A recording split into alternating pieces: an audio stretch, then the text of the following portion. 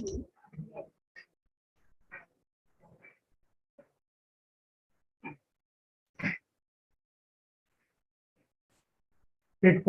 Vinoba's Gramadan Tufan.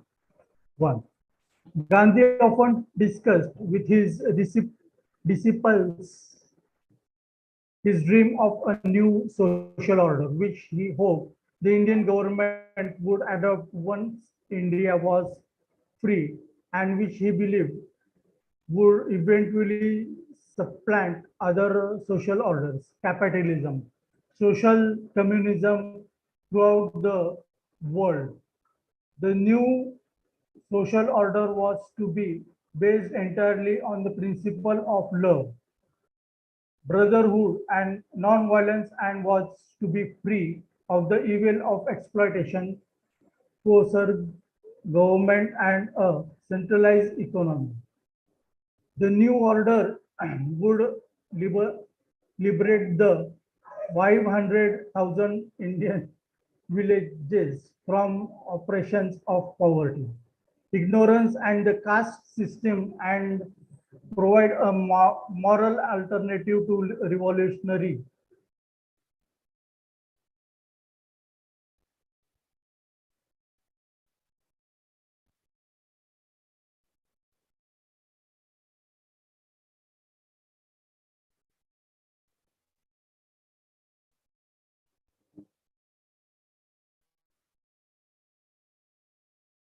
The new order would liberate the 500,000 Indian villages from oppressions of poverty, ignorance, and the caste system, and provide a moral alternative of revolutionary violence. He called his new order Sarvodaya, Hindi for uplift of all.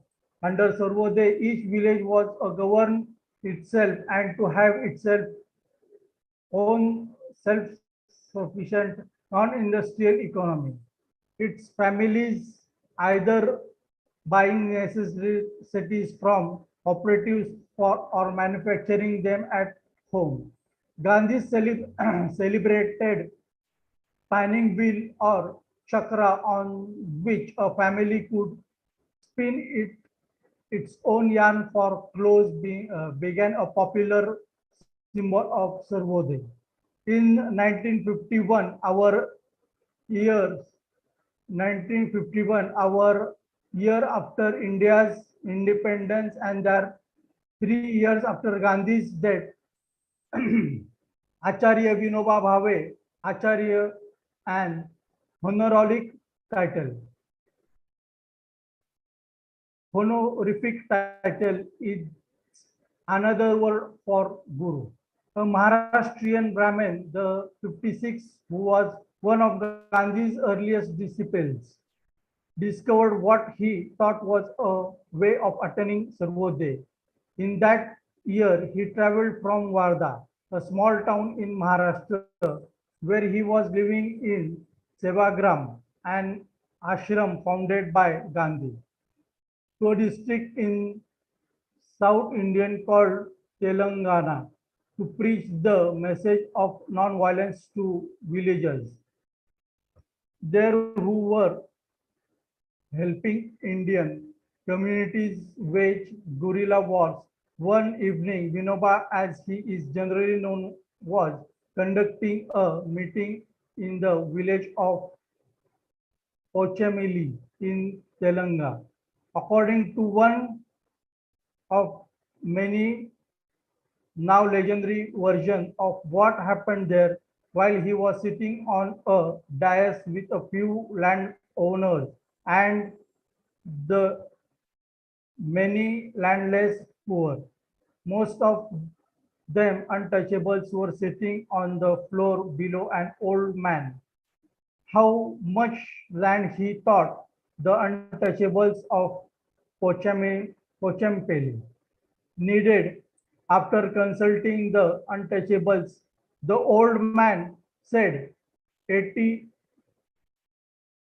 acres. Vinoba turned to the landowners, each of whom owned hundreds of acres of land, and asked, "Do you think all that land is ours? It's not God's creation. have not a children of God an equal share in it. Gandhian's term for untouchables was Harijans or children of God. To his surprise, one landowner stood up and announced that he would donate 100 acres to the poor people of village. Vinoba believed that his spontaneous act of charity had relieved to him the way to attain Sarvodaya through voluntary land reform. For the next 13 years, Vinoba journeyed throughout the country, walking either or 10 miles a day from village to village and urging landowners to share their land with the poor. Each morning, while it was still dark, he would set out with a strong lantern inland, followed by a crowd of men, women, and children. Some of them were Sarvodaya volunteers who had pledged their lives to the movement, and others villagers who had dropped whatever they were doing to walk for a time for a few hours to a few weeks with Vinoba. The Sarvodaya workers marched with all their proudly worldly possessions, which usually amounted to just a bundle of clothes and spinning wheel, and they rested and took food and shelter in the villages along the way. Some of the villagers brought their entire families, young and wood, and carried their uh, provisions with them. Villagers and Sarvodaya volunteers would sing hymns with marching, and then as they entered the town or village, they were expected to put up. They would chant such slogan as "In our village without land, no one shall be. In our village, poor and needy, no one shall be, no one shall be. Victory to India, victory to Gandhi, victory to Vinoba." Along the way, Vinoba would stop and address meeting soliciting gift of land. Although by Budhan, gift of earth, Bahu in Hindi for earth, and Dan is Hindi for gift, as the campaign was called. Vinoba won 4 million acres for Sarvodaya. It was founded that much of this land was barren or rocky or in such old parcel that it could not be cultivated. In any case, in 1965, he abandoned Buddha and turned his fully energies towards another Gandhian movement already underway called Gramadan Gift of Village to the villagers under Gramadan. In intention, a legislative controversy, but in practice, another visionary. Scheme landowners in each village were asked to transfer the title of all holdings to a village assembly, which was to represent all the families in the village and was to manage the affairs of the village in the interest of all. 1/20th of this land was distributed by the village assembly among the landless poor. The rest of the land was actually to remain in the position of the landowners in perpetuity. For the private use of the landowners over the contribute at least 40th of the procedure from land to the village, and they were not allowed to sell or mortgage the land without the consent of the village assembly. The landless villagers, the cultivators, the traders, and the workers were for the part to contribute at least 1/3 of the earning in labor. Cash or kind of the village. The theory behind Gramadan was the land reformer to be brought about by voluntary action for its what hope that once the principle of sharing was accepted, the landowner would see the wisdom of cultivating ownership and would distribute all their land equally among the villagers.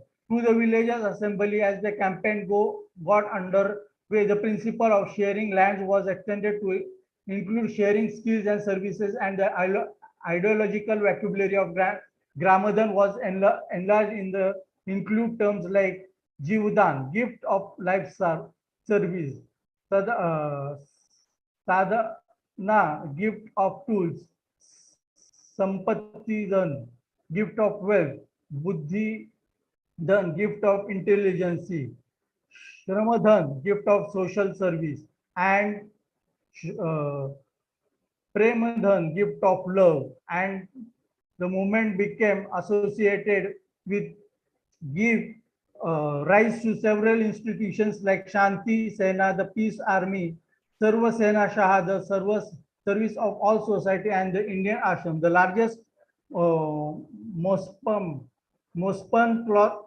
and homespun cloth and village industries organization. Vinoba chose the extremely poor caste written over polluted backward state of Bihar as the first battle for his revolution and discussed upon pronouncement to the nation calling for Gramadan Tufan. Tufan in India for storm. Gramadan Tufan is a movement for the liberation of the village. In this, we have no conflict with anybody, nor do we have to wait for government legislation. Just one day, as soon as possible, all the village people, masters, wealthy person, laborers together decide and change the management of their village. The village land should provide food for every villager. Charkha would provide cloth for everyone. The elder would resolve conflict, and the youth would defend the village. Neither policy for crowds, neither concern for force. Everything to be done with brotherly, brotherliness. This is possible, and what other way have we? The followers of Gandhiji and Vinoba began dreaming of day when they were enough Gramadan, villagers assembly representative in a state legislature to take control of it and so bring out Pradeshan gift of state and is due course in a Pradeshan state representative in parliament to take control of it and so bring about Deshadan gift of country.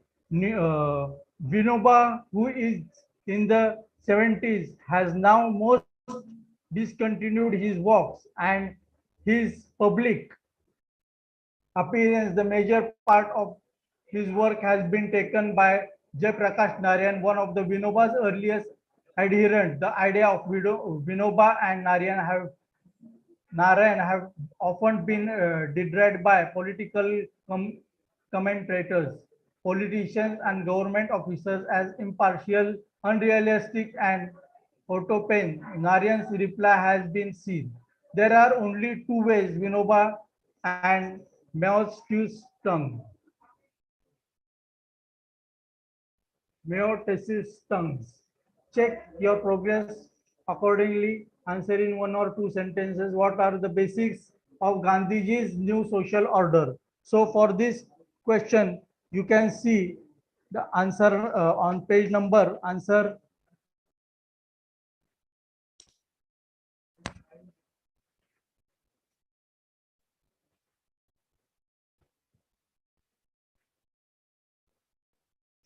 page number 86. Okay.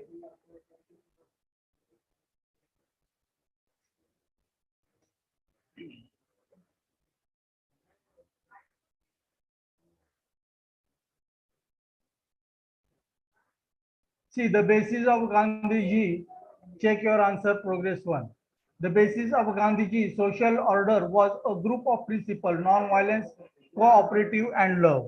Now for the next question, see, you can see the question again for the previous part on page number 80, so that you will get the answer again on page number. What was the objectives on this new social order of Gandhiji? The objectives of this social order was to liberate villages from the dependence on the state and develop their independent economy. What did he call his social order? What does it mean? Gandhiji called this social order Sarvodaya. It means uplift progress of all. How was the social order to function? Under this social order, each village was to manage its needs, being self-sufficient by from cooperatives and manufactures things at home. Why did Vinoba go to the Ten- Tenalagan? Vinoba went to Telangan to talk to the villagers who were helping the Naxalites and causing a lot of violence. Okay, what was the complaint of the untouchable villagers? The untouchable villagers had no land of their own. They had no other means to life. What did Vinoba say to the landowners? One of the landowners promised 100 acres of land to distribute among the landless poor. What idea did Vinoba get from his experience in Telangan? From his experience in Telangan, Vinoba thought that he and his Sarvodaya workers can request the landowners for Buddha, and it could solve the problems of landless laborers. How was the idea of Buddha Buddhan enlarged? The idea of Buddhan was enlarged into Gramadan, Jivadan, Sampattidan, Shramadan, and Buddhidan, etc. Okay. Accordingly to the lessons, there are questions given for the check your progress. You can see again check your progress too. When we read the para of the lesson, then the answers are given. So you can do that accordingly in the chapter they have given. Okay. Now we will go back again to the lesson part 8.3 on page number 80 so that it will be much easy to understand properly what are we up to the mark.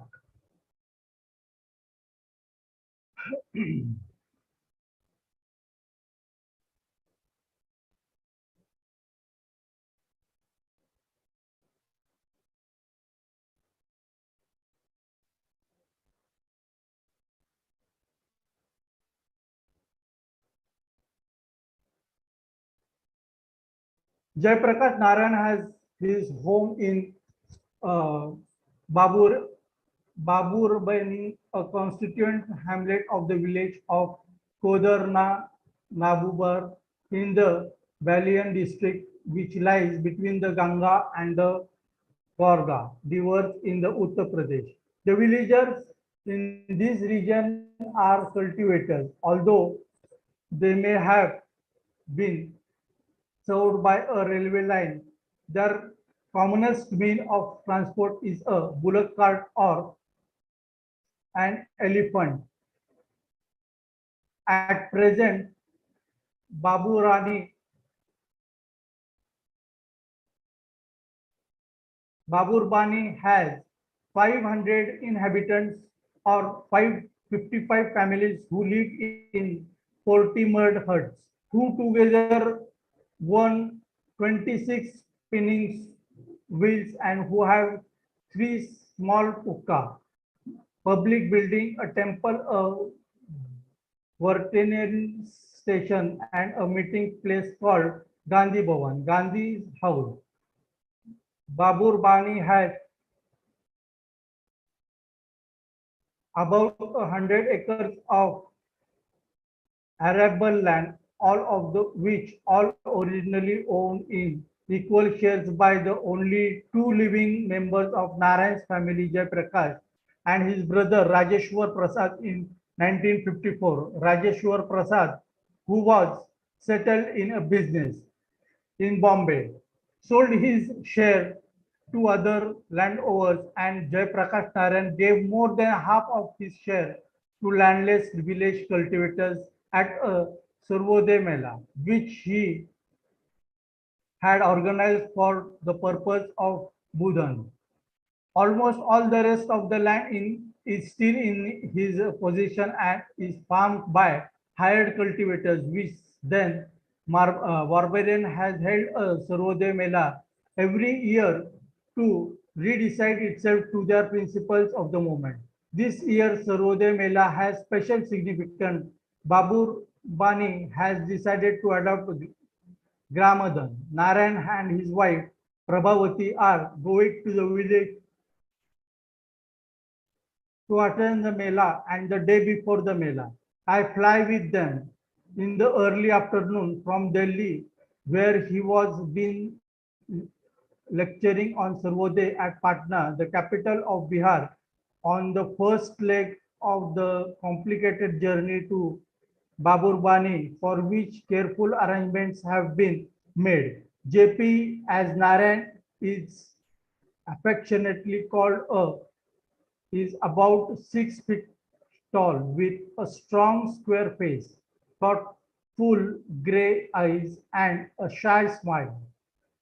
He is 64 and in appearance he had aged considerably since I first met him 8 or 9 years ago. His gestures have become slow and deliberate, his speech quiet and unassertive, and he has the simple manner of an ascetic. He is dressed in a spotless homespun dhoti and kurta, and in the plain sits passive under the watchful maternal eye of Prabhavati Behan. Surode workers often drop their surnames and instead address one another as Bhai and Behan or brother and sister. Prabhavati Behan wears a plain white homespun sari, the free end of which she uses occasionally to blot her forehead. She is silent and looks serious. Once or twice, JP tries to doze this long leg stage or before him, his long hands resting on his knees, but the flight is very bumpy and he is jolted awake. Up at Patna, a jeep and a driver are waiting for us, and we drive due west on a dusty road for about 40 miles to our small rural town with a marketplace and few grain shops. We get out or the jeep stop at a tea stall and there served strong tea in earthenware cups and proceed on foot along an ooze mud track to the bank of Ganga where a boat and a boatman are waiting for us. We get into the boat and move into the current. It is a twilighting now,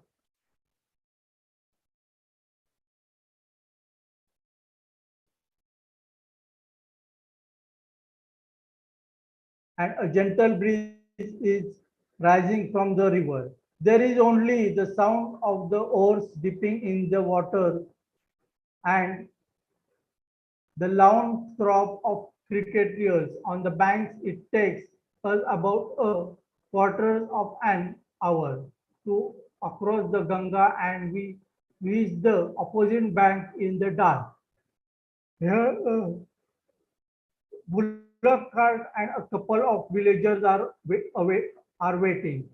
We climb into the bullock cart and start out across dark, unplowed field. An old man walking ahead of us with a staff in one hand and a lighted lantern in the other to show the bullock the way.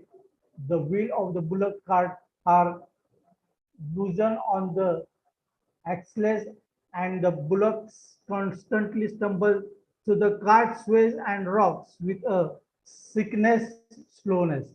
It takes us an hour and a half to cover the 3 miles of Baburbani. After passing a row of light lantern in the other to show the bullocks the way, the wheel of the bullock carts are loose on the axles and the bullocks constantly stumble, so the carts sway and rocks with a sickness slowness. It takes us an hour and a half to cover the 3 miles of Babulwar. After passing a row of lightless huts, we reached a small square thatched roof mud house which shows up reddish yellow in the glow of hurricane lamps that are clanging on the outer walls over a terrace. It is JP house, which he occasionally uses as a return. He is not traveling through the country for the cause of Sarvodaya. A number of people are waiting outside the house to greet JP and Prabhavati Behan. In condition to a crater caretaker, they include a part of men who have arrived in advance to make arrangements for the Mela. A couple of servants, a stenographer, a Dhirender Muzumdar, chairman of the Sarva Seva Sangha, Kapil Bhai, a leader of the Gandhi Ashram, and several other Sarvodaya leaders, who all go inside. The house is built around an open packed earth courtyard lined by a veranda of which are simple whitewashed cubically with packed earth floors. The, the cubicles contain plain bench-like Scotch kerosene lamps and earthenware pitchers. We all sit down on straw mats spread out on the veranda floor near the kitchen. The Prabhavati Behan and the servant possess us brass plates heaped with lentils, green vegetables, potatoes, chapatis dripping with the ghee and guavas. It is the day of the Sarvodaya Mela. The village is full of sparrows. JP washes his hands and face and drying them with a towel from an old-fashioned washstand, which is next to a drum of water at one end of the veranda. They have been coming and pecking at their reflections in that mirror or reflection. He goes on looking at a very dirty miner on the wash hands. They have got us used to picking there that even when I put some newspapers over the mirror, they go right on picking at the same place. Outside JP's house, a crowd of villagers from Baburbani and neighboring hamlets and villages has gathered. JP goes out and they immediately surrounds him. Pleading for food, medicine, jobs, JP tries to talk to each one individually. I have nothing to eat. One of the villagers says, my family has nothing to eat. I can't find out. Do you have any relatives who can help you? JP asks him over the hub. No, no one, he says. Where are you from? JP asks. Sita Diara, Sitabdaria, Diara. She says, is you, what is, what is you name? JP asks. Ramlal, he says, if I hear of anything, I'll be thinking of you. JP says. JP starts walking from the house.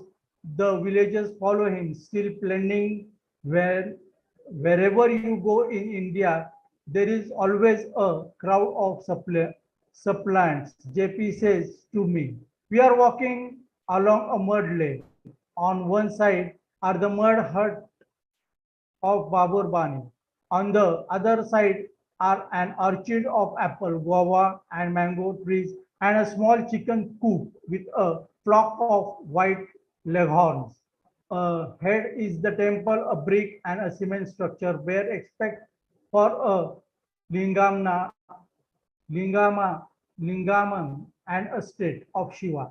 And there a large bamboo shed in which row of straw pamphlet, pallets have been put down for Sarvodaya volunteers. Across from this is Gandhi Bhavan. Its door open and a shamiana set up across its front for the Mela. Inside Gandhi Bhavan, which consists of one large hall and four small rooms, about 20 Sarvodaya volunteers dressed in homespun dhotis and kurtas are seated on a mat on the floor. We enter and the villagers following JP sit down wherever they can find a place, inside the hall or under the Samiana. There is no furniture of an kind but pasted all over all our quotations in Hindi from among others. JP Dhirendra, Muzumdar, Vinoba Gandhi, Buddha, Confucius, Jesus Muhammad, then Mark Shaw and Norman Thomas extolling various self-reliance work, village industry, and the spilling and invoking God, the Ganga, and the President of India. If rich people are unwilling to give us voluntarily their wealth and power, sharing out of the wealth so that we use it in everybody's interest in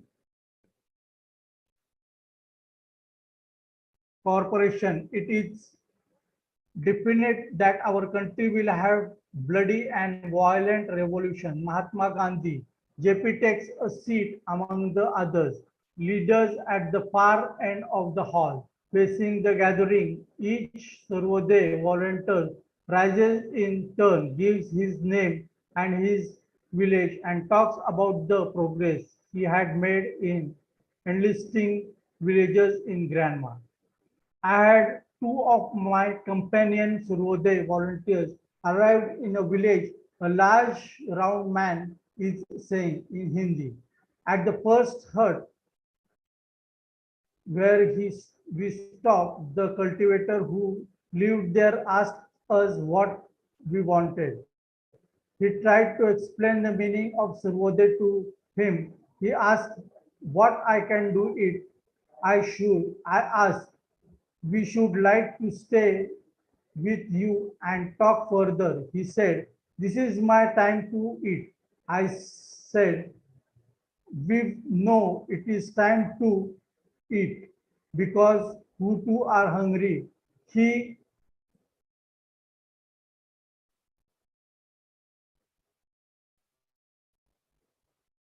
said, do you want to eat up my rice? I said, I won't have put it that way. He said, I am going to eat. There is no rice for strangers here. There is no enough rice even for my children. I explained to him our Sarvodaya practice of the towering party dividing up and quartering singly one to a hut.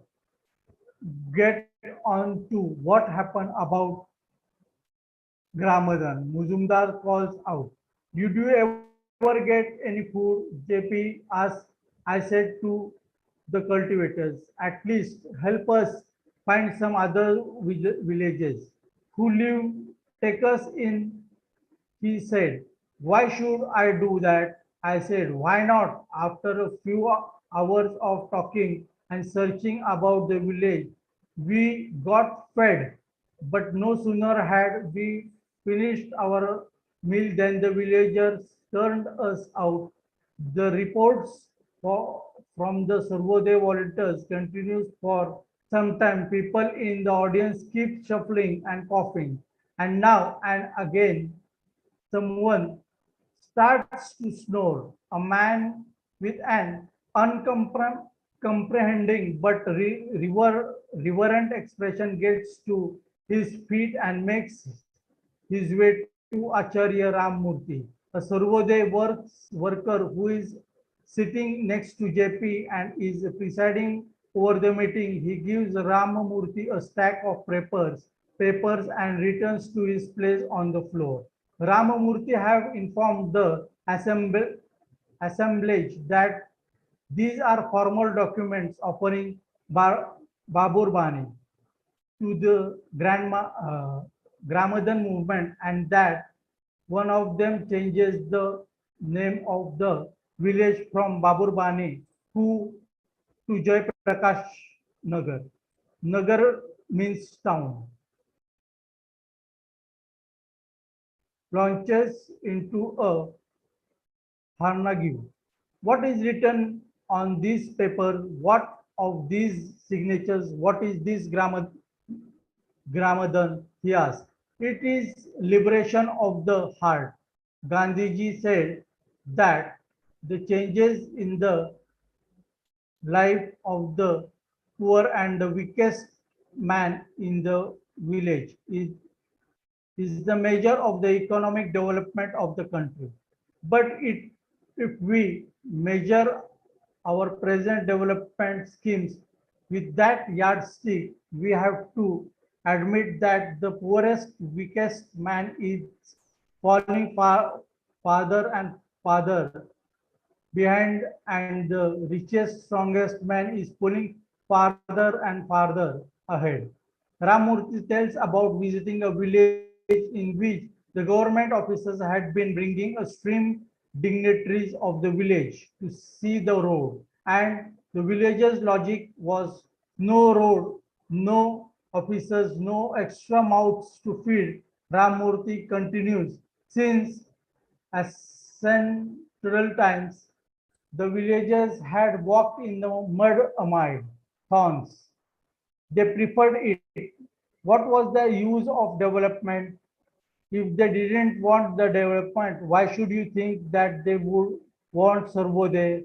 One of the simplest demand of Sarvodaya is that the people wear clothes made from yarn they spin themselves. Yet man, villagers, though rather buy mill made cloth than spin their own yarn. Today, in in this village, our heart does not accept that this village is ours, that our sufferings are common. He discusses this theme at length and concludes, though it is a pity the bigwigs in the country are busy with small petty things. Therefore, brothers and sisters, busy yourself with the big task in your small village. Can take care of ourselves. Everyone new baby means a new mouth and a new stomach to feed. But it also means to new hands and to new feet. But everywhere there is inflation and scarcity. We spend all our money or defense while our people are hungry and no naked and go naked. If Pakistan and China want to invade us, we should try to fight them not with tank and mortars and aeroplanes and bombs, but with Gandhiji's method of complete non-violence and non-cooperation. We should be prepared to suffer the consequences of our enemies' violence until we shame them with their own evil doing and they pull back. He finally turns to Gramadan. My picture of Indian village is that it remained for more or less the same of hundred of years in spite of Indian secession of conquerors. He says, but when the British came, they established an all-power bureaucracy. Its influences reached into every village. Everything was done for us by the government. The British taught us to think of the government as mother and father, which was a form of slavery.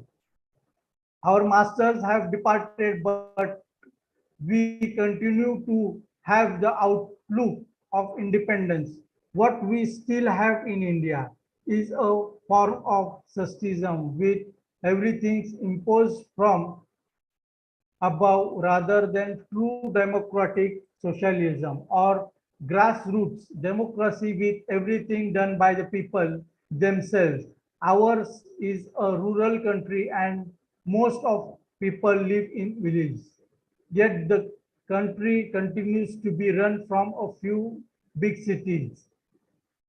Vinobaji and I feel that if our country is ever to be great again, every village must be encouraged to participate in the government. Our villagers must stop thinking like children or slaves. They must assume adult responsibilities. This is the point of Gramadan. He goes on the clarifying some details of the Gramadan system. Once your village constitutes itself into the village assembly composed of an adult representative from each of our families. The village assembly will manage all the affairs of the village, but no village can be accepted into Gramadan movements unless at least 75% of its people agree to the condition. We started the Gramadan movements in Bihar. So far, several thousand villages in the state have joined the movement, but some of these are only constituent hamlets of villages, and in any case, there are all 72,000 villages in Bihar. Yet, we don't have even 100 full-time Surode volunteers in Bihar, and many of them won't stay with the work. Critics of Gramadan say that were doing nothing more than collecting a lot of empty pledges. But we say our revolution is not merely a matter of changing the legal relationship of the village to its land. It's matter of changing men's hearts so that they begin to wonder why they have always done things in a certain way and how things can be done better. Change must take place in heart and mind and radiate outwards. This is what Gandhiji meant by the double revolution, revolution in the heart and revolution in the world. The aims of Gramadan could be accomplished by legislating and force.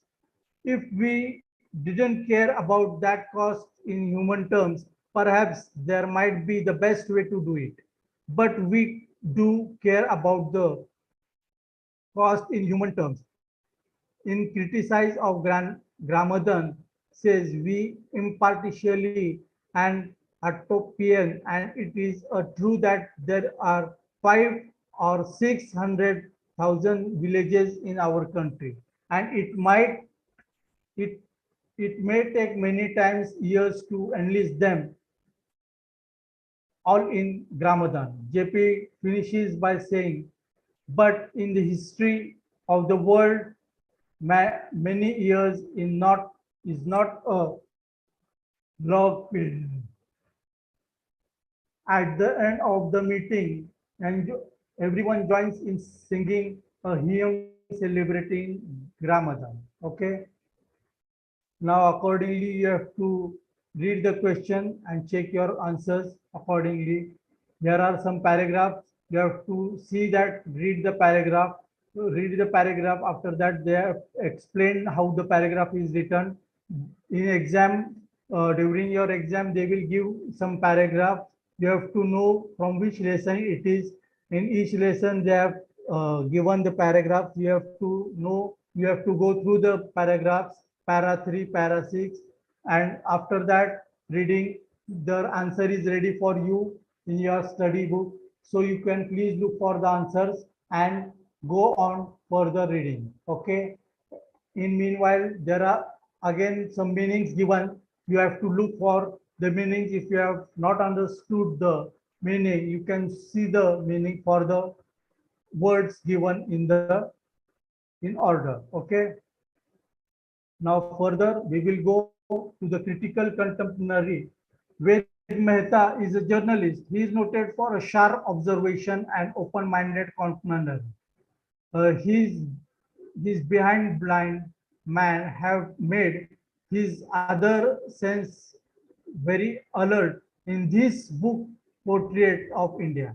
He had recorded a number of his observations of people and places while touring the country. Buddha and Buddhan and Grandma movement started by Vinobaji and carried out further by Jay Prakash Narayan attracted him and made him attend the Grandma Mela organized at the native place of JP. He wrote these portraits for the benefit of the American readers. That is why he explains Hindi terms in the brackets given their paraphrase meaning in English. He used the language of reporting and explanation, but he rarely comments or criticizes since he used explanatory style. The whole passage makes a smooth reading. He explains terms like Sarvodaya Acharya, Harijan, Buddhan, Gramadan, etc. The first part of the article deals with the beginning of Buddhan movement and its eventually enlargement. Its basis is in the social and political thought of Mahatma Gandhi. The writer points it out but does not try to evaluate it against the capitalism or communism. While talking about Buddha, he reports that Vinoba Bhave won 4 million acres of land as a gift for the campaign. But he also mentioned that much of this land was barren and impossible to cultivate. He faithfully recorded the oral report of a Sarvodaya worker who found it in difficult even to get something to eat in a village. JP himself in his speech complains how there are very few devotees, Sarvodaya workers to carry on the campaign of Gramadan. Ved Mehta does not directly comment on the movement, but such details reveal the reality of it. While writing about JP's speeches, he says he has no prepared text, notes, and no sense of time. His speech is in the traditional of Indian leaders who know that the people in their audience have come not to study their words, but to have a darshana. Ved Mehta narrates the journey and the program of the Mela in the present tense. It makes the narration dramatic and gives us immediate experience of all is happening. Notice how narration acquires speed in para 9. Sentences are simple and mostly joined by and in 12 and in 15 we come across brisk conversation pieces which gives us a very realistic picture of the situation. Where Mehta is blind, yet note how he is able to give us the details of JP's personality in para 8 and description of the mud hut, reddish yellow glow of which gives us a very realistic picture of the situation. Ved Mehta is blind yet know how he is able to give us the details of JP personality in para 8 and description of the mud hut reddish yellow glow of the hurricane lamp in the lamps in JP houses, the description of cube cubicles and what furnitures they contain and so on. It is surprising how he can give us visual details. Okay. So in this matter, again, you can go for the question number 1, 2, 3, 4, 5, 6, 7, 8, 9, and further you can check your answers accordingly given. Now we will go to the summary. Ved Mehta was a staff writer to New Yorker, an American periodical. As a journalist, it is the habit to report things in an objective and dedicated manner. In this piece of writing,